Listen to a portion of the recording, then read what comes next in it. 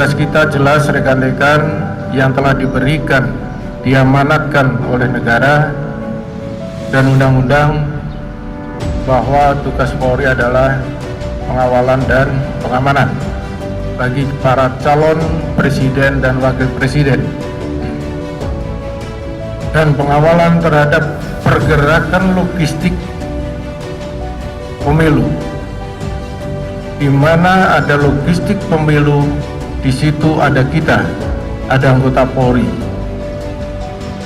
Perintah Presiden, Kapolri jelas, kita netral, bijak menggunakan medsos, karena seluruh masyarakat sekarang adalah wartawan. Tidak ada yang bisa kita tutupi.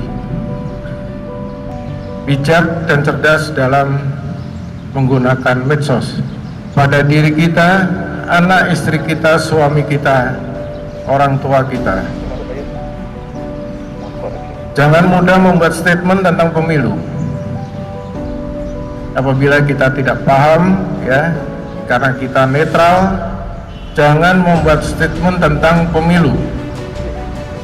Pemilu sudah ada penyelenggaranya, KPU, Bawaslu, DKPP, jelas.